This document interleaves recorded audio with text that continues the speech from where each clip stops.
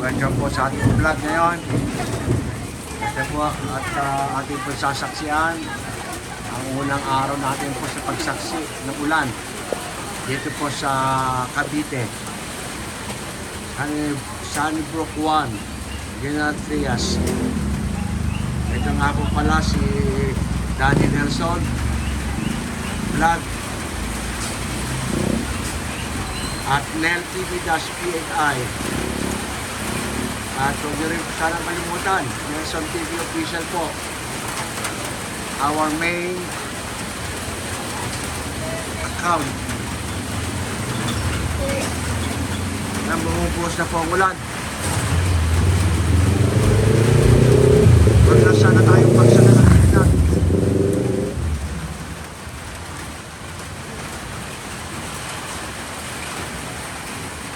So kung kanina po, kanina umaga ang tao ay labas-pasok, lakad dito, lakad doon, balik dito, balik doon.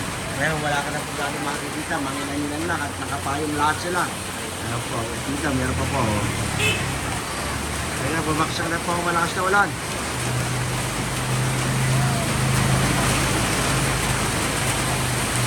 Ayan na.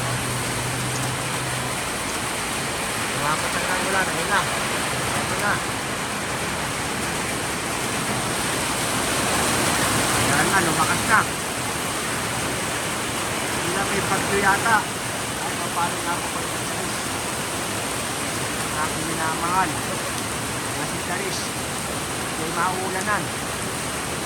Paano ba yan? Ay, dapat sinundo ko na lang.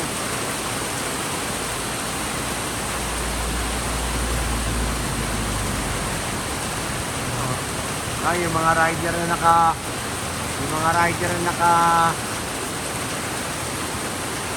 suot labang ng helmet, tiyak, pasa po. Yan lamang po kayo naman sa nakaswerte po, sigurado kami protektado po yan. Ay na, lumakas na, ayan na, lumakas na. Ang lalaki ng patak. Shoutout, brother. Ayan. Hanggang ilang oras itong ulan na ito, hindi po natin alam. Ito po ba yung pagyo o pagkaraniwang ulan lamang? Ayan.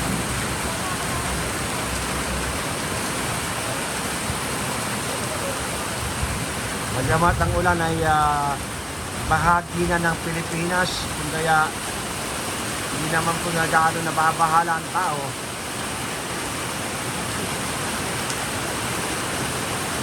At kung kaganapan dito ngayon sa Sunnybrook 1, malakas ang ulan. At halos yung mga pwesto ay bahagya nagsara ang kanilang mga pintuan. Ayan. Ayan, nagsara o. Labas ang mga tolda, ang mga tayong, lahat ng kagamitang mga protekta sa tubig ulan. Pagkagalin yung parang kalangit ano, hindi mo.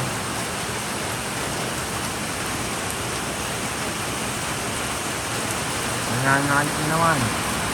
Parang hindi papawid.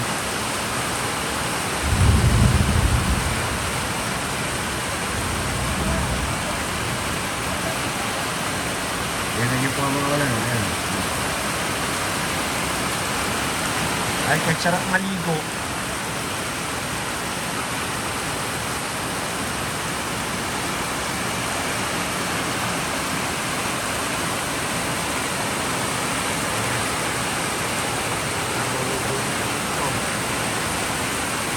naman po ang mga bubong.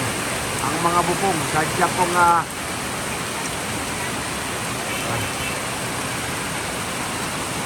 malas na ulan.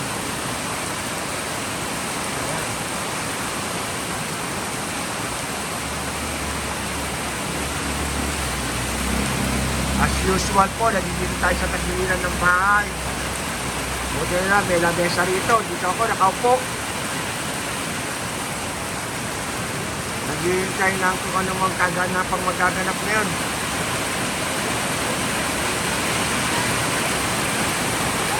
Basa na po mga hita ko. At baka sakaling maligo ako sa ulan. Pero sana huwag ako magkasakit. Naulan. Ulan, papakabasa. Ito si Miguel. Ayan naligo sa ulan. Tara maligo. Sige na, maligo ka na na maayos. At huwag magtagal. Baka ka magkasakit. Maligo, maligo.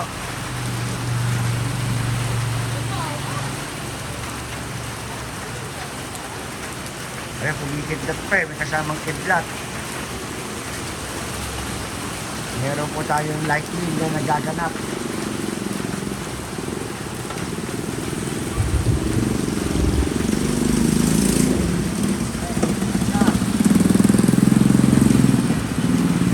So yung mga iba ay talagang nakasuporta na sila ng mga tinatawag nating kapote, payong at lahat ng mga uri ng rain protection upang makaiwas sa sakit. Paksak na naman. Ingat kayo. Ayan, nagpapakabasa yung isa.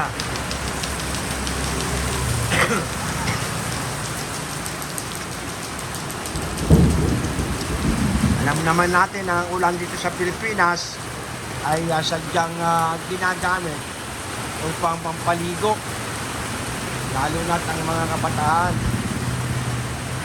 Sana lamang ay hindi sila magkasakit. Ang tinatawag natin pulmonya o sipon.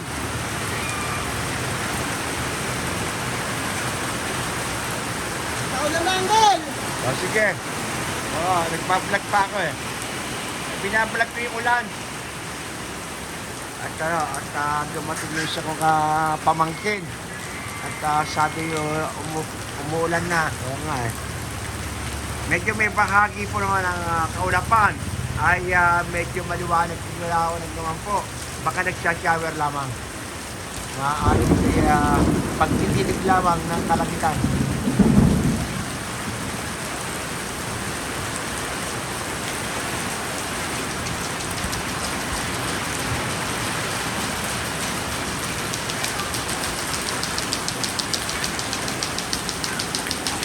So, may bata yan, marami pa rin. Shout out sa inyo, shout out. Yan, naliligo sila sa ulan, Naliligo sa ulan ng kabataan, Alam niyo naman po dito sa Pilipinas, ang ulan minsan ay kanilang kaligayahan at kasiyahan. Subalit pag ito'y naging bagyo, ay yun ang po ang problema. Catastrophe again. Catastrophe po ay isang uri ng disaster na tinatawag natin ayon sa kalikasan. Kaya ako'y naanggihan na rito, ako'y pasana.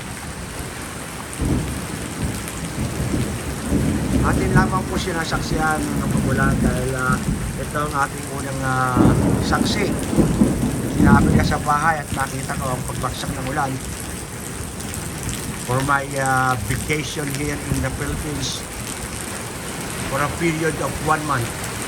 So nakaka-2 weeks na po ako at malapit na ako bumalik ng state. Ayan, mabaksak na naman Ating yung maririnig ang sound na tumatama sa mga yero, malakas. Hindi tulad sa Amerika, hindi mo marinig ang pagbagsak ng ulan sapagkat ang mga bubong ay yari sa asbestos. Maski nasa loob ka ng bahay ay hindi mo mararamdaman na bumabagyo na o umuulan. Yun lang nga po ang kaibahan dito sa Pilipinas. Kasi po mostly ang mga bubong natin dito, ang protection natin, ay nagsisipagliguan sila Talaga enjoy nila ang pagbaksak ng ulan. Ang asbestos po ay hindi maingay pag bumaksak ang ulan sa ating pong pinanggalingan.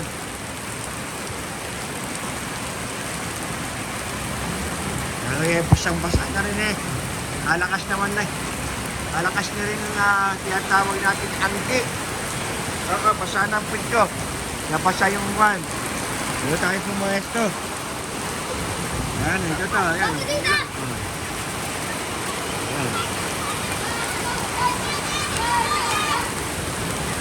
Yung mga kabataan, no? Oh. Sa mga bata po ito, mga edad 8 taon hanggang 10 taon, hanggang 11 years old. Nagtitipag-ligo po. Ayun na. Napagaling pa sa yung bata. Kawawa naman. Eh, basta ang bata yan. Kawawa naman. Ayun. Ito na po. Baha na po. Ilang minuto pa lamang po ng pagbagsak ng ulan. Medyo baha na po ang kalsada. Ayan. Mga apaw-apo na po ang tubig. Mga minamahal kong manonood. Pagkamat po ang inyong lingkod ay walang protection. Naka-t-shirt lamang po ko sando at short pant. Sana sila. Mabuti lamang ngayon ay linggo. Araw po ng linggo at wala po kong mag-aaral na maaaring mabasa. Dahil po ngayon po ay hapon na. Nasa oras na po ng uwian ng mga eskwelahan. Kung ngayon po ay pangkaraniwang araw, ngayon po ay linggo. At kung sakasakali po na hindi na po pala ito live, ito po yung camera lamang. Ay, sasabihan ko sana siya na huwag nang tumuloy sa pagpunta rito at baka siya ay magkasakit. Higit na mahalaga ang kanyang kaligtasan. Okay lang po. Masya naman po tayo at maayos na po ang aming pag-uusap ng mga kaibigan.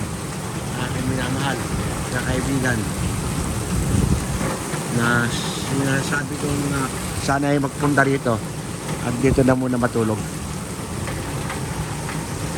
Mababagya naman po tumitigil ang pag-ulan.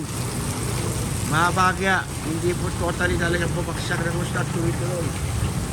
Hindi kagaya po kung minsan ay talagang pag-umulan ay tuloy-tuloy. Which is, they call it like bagyo. Ayan, basa na sila. Oo. Mga dalagkita ito na napasa ng ulan. Ayan, mga minamahal ko manonood. Shout out po to everyone. Ito po. Kung sa pangkaraniwang oras at pangkaraniwang araw, mapapansin po ninyo na mga tao rito ay hindi mag-atong-feeling. Lakad ng lakad, pabalik-balik, patis-pabante, ngayon po ang mga sasakyan. Motorsiklo man po ito, kotse. Ang lahat po ng automobile ay patuloy. Pero sa ngayon, wala po tayong makikita. Mangilan-ngilan po lamang. Ayan po, ang isang tricycle na kung saan ay may pasahero na ang galing pa kung saan. Ito po yung lingkod.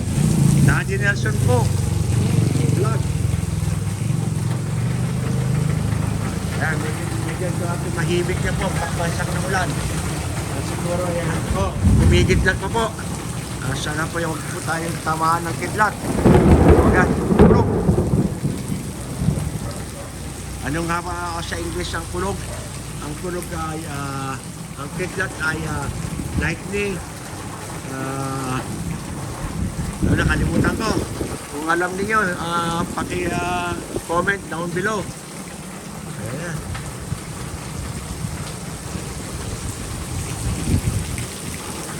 Ang sarap ng hangin. Pagka sa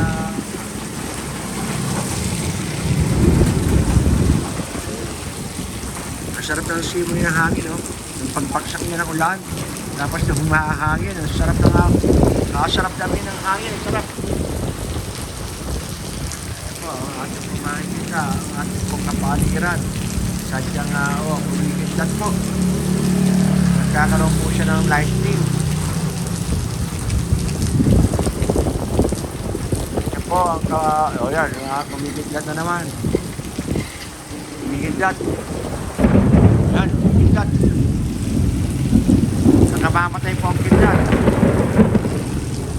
Natamaan ang aking camera.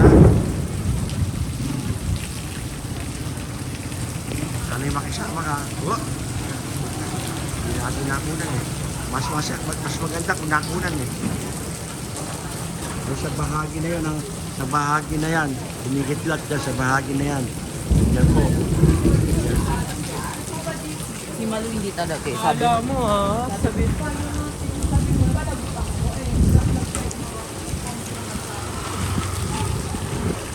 O, sila po nagdinig lamang, nawawala na. Subalit, may kaakibat na pagkidlat at may kaakibat na pagbuhos ng hangin. Kaya ang hangin po ay napakalakas. Iyak po na ikay tatangayin. Ayan, tumukulog. Ayan, tumukulog. Tumukulog. Ito po yung camera, hindi po ito yung live. Hindi po natin pwede gamitin yung isang ating ginagamit sa pag-i-edit yung isang ating camera eh. Kaya gamit tayo pag-amoy, tumukulog. Ayan po, ito na. Patuloy na paglalakad ang mga teenagers at ang mga at nagugwa po ang mga binata dito po sa ating lugar. Ayan po.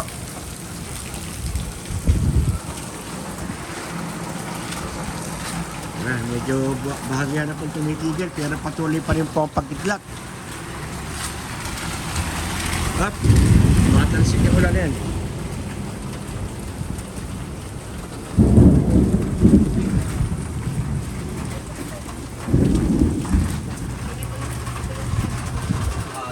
yung isa, yung may makaw. Kidlat pa mga kailangan.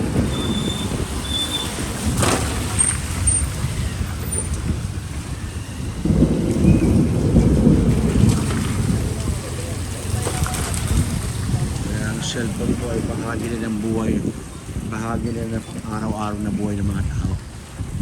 Para hindi na mabubuhay ang tao pag walang cellphone. Kasi napakaraming gadget naman po. Nandiyan na yung pag-text, nandiyan na yung pagtawag, nariyan na pag-encode, nandiyan na yung tinatawag natin larawan, pictures, at kung ano-ano pa. Gamit ng cellphone, which is napakalaking pakinabang ng bawat tao. Ito, dumadaan po sa sasakyan. Kaya na. Ayan, tumigil lang ulan. At akin po sanang gagawin. Aking maliligo sa ulan. At bibidyo. Aking pamamakitan ng Dancing to the rain, dancing to the rain, or dancing in the rain. Yeah, so it should be like that. Ganun po sana ang ating gagawin kung nagpatuloy ang ulan. At tayo po yung nalilipot, iindak-indak at ito po yung ating pamamagasan ng dancing in the rain. Boom, boom, boom. At kung ginagawang pag-ganon-ganon, ikot-ikot yung ating ulo at ang ating po mga, you know what I mean.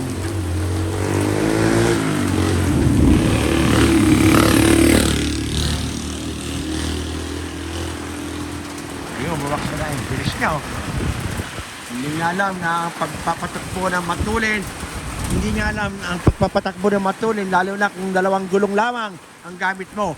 Ito ay maaaring mauwi sa sakuna dahil umulan, ang kalsada ay madulas. Yun po ata hindi niya naiintindihan. Kaya po, dapat mabigyan ng seminar ang ating mga motorista.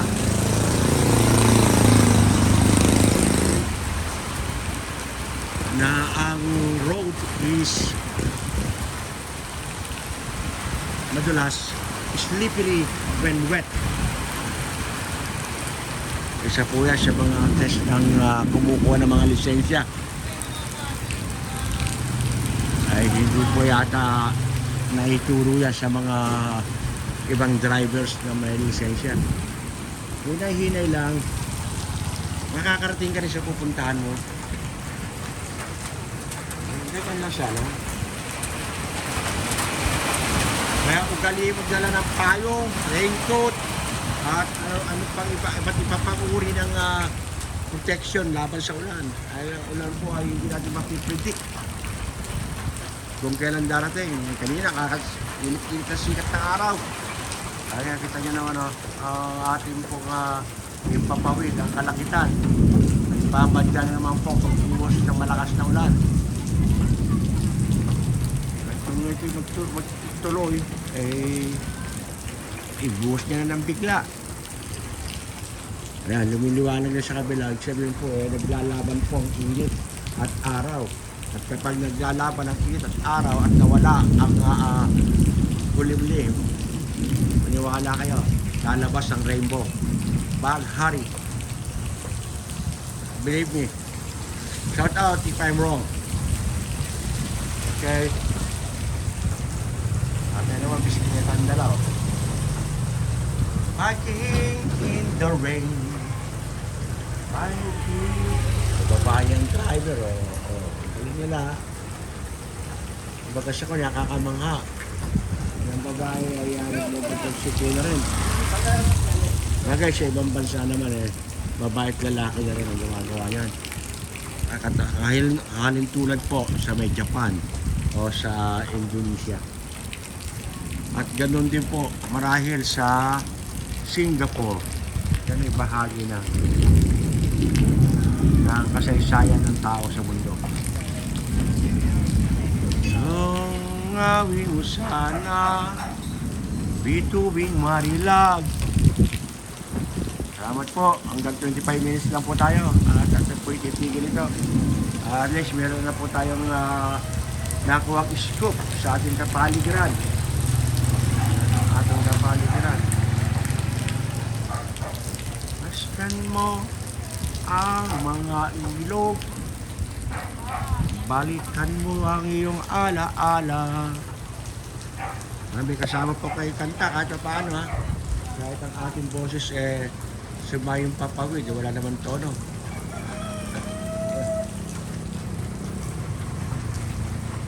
Masdan mo ang mga ulap. Labagang nagpabadya ng malakas na unos sa kalupaan. Malalaman mo kung papaano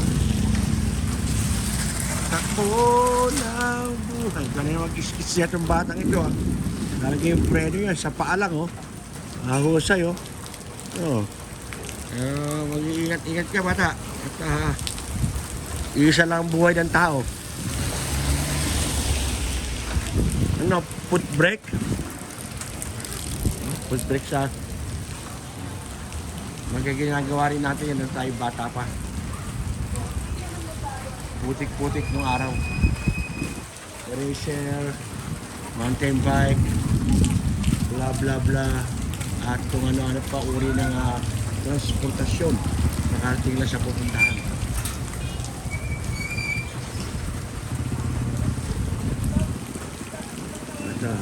Mountain bike. It is mountain bike. Ito Shibago. Shibago. Because the sun, talagang ini-speed niya. Tama na siya ng speed, siya titira ko. Kasgas ang hita. Sugat. Hindi dapat ginagaya ng mga nag-aaral ka lamang. That is just for the professional. Hanggang 30 minutes pa lang gagawin natin. Lapit na. At tayo magpapaalam. Yun. Huwag niyo pong nasasaksyan. Tuloy pa rin. Pumikit na tigyat. There is a thunderstorm. Lightning strike. Thunderstorm and lightning strike. May pangalan tong ganitong uri ng clouds yung tinatawag nilang yung puti. So tayo mag-search the names of the clouds. I believe there are 5 names of the clouds. Kaya kung alam po ninyo, shoutout po. Pakibahagi naman po yung alaman. At upang tayo naman tipo ay ma-educate.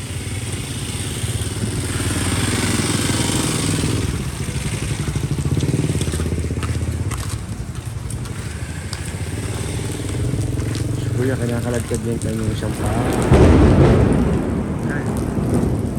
At this one day called thunder. Thunderstorm o what? Kulog. Sa English yata. Hindi dapat yata, dapat sigurado. At yung isa naman ito yung tinatawag nilang lightning.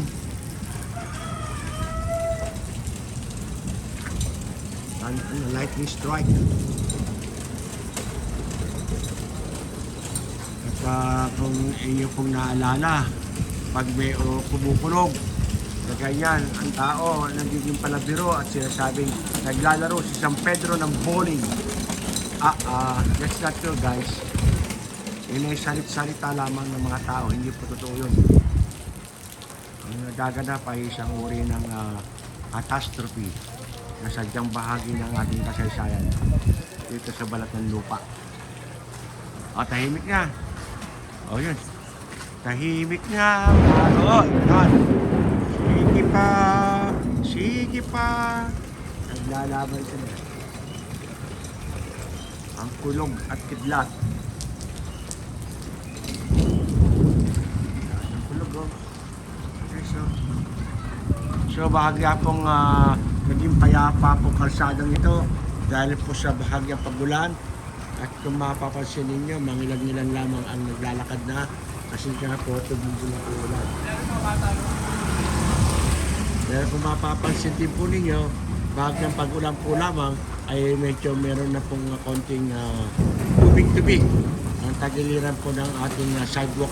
Ang ating sidewalk. Ang sidewalk.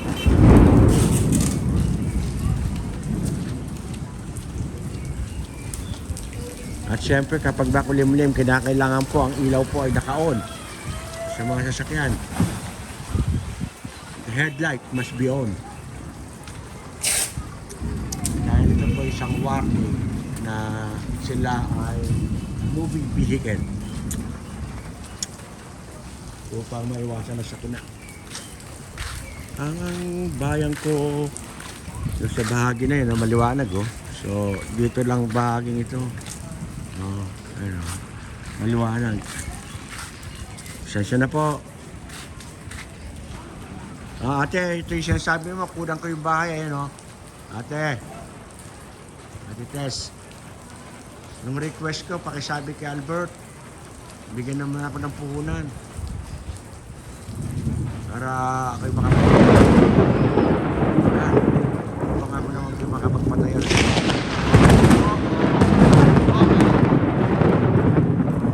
Naglalaban sila. Narinig niyo yun? Lakas eh. Malakas na. Sa ibang lugar po, yung pong kidlat ay delikado. Pag tumama sa mga bahagi ng spear, cone, ng gusali, ito yung nakamamatay. Ito ay how many voltage? Mataas na voltahe po ng kuryente yan. Yan po yung nakamamatay. Kasi naman tamaan, tao o hayop man, kalabaw o ano pa mang uri ng mga hayop, ay kamamatay na. Kapag ito po ay bumabali, lakas na.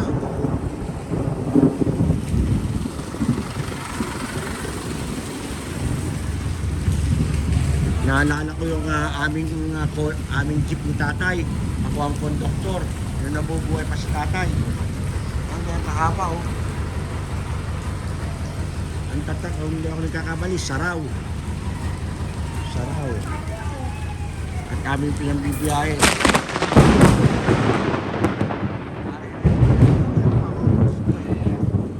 Lalakas, naaaway po ang napan. Hindi po naririnig yan. Hanggang dito na lamang po. Till next time. Maraming po salamat sa inyong panonood. Don't forget to subscribe. Nelson TV Official po. And second account is Dan Nelson Vlog. Mabuhay po tayong lahat. God bless us all. Thank you for watching. Bye-bye.